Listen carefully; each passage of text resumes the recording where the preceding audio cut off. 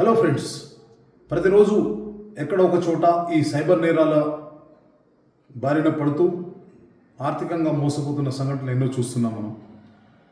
ఉదాహరణకు ఇటీవల ఆంధ్రప్రదేశ్ పల్నాడు జిల్లా సత్తెనపల్లిలోని ఒక బంగారు వ్యాపారికి రుచి అనే మహిళ ఫేస్బుక్ ద్వారా పరిచయం అయింది.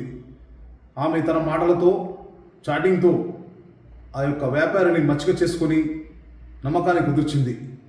ఇదే ఆసరగా చేసుకొని ఆమె తన వద్ద తక్కువ ధరకే బంగారము వెండి వస్తువులు ఉన్నవని వాటిని పంపిస్తానని చెప్పి అతనికి చెప్పడం జరిగింది.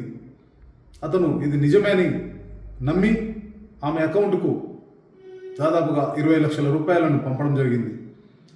ఎన్ని రోజులైనా ఆ యొక్క వస్తువులు రాకపోయేసరికి ఆ వ్యాపారి ఆమెకు ఫోన్ చేయగా ఆమె ఫోన్ స్విచ్ ఆఫ్ ఉన్నది. అదేవిధంగా ఇతను తను మోసపోయానని గ్రహించి సైబర్ క్రైమ్ పోలీసులకు రిపోర్ట్ చేయడం జరిగింది. కనుక ఎవరు కూడా ఇలాంటి గుర్తు తెలియని వ్యక్తుల మాటలు కానీ అదేవిధంగా సోషల్ మీడియాలో పరిచయమైనటువంటి ఎవరిని కూడా నమ్మరాదు.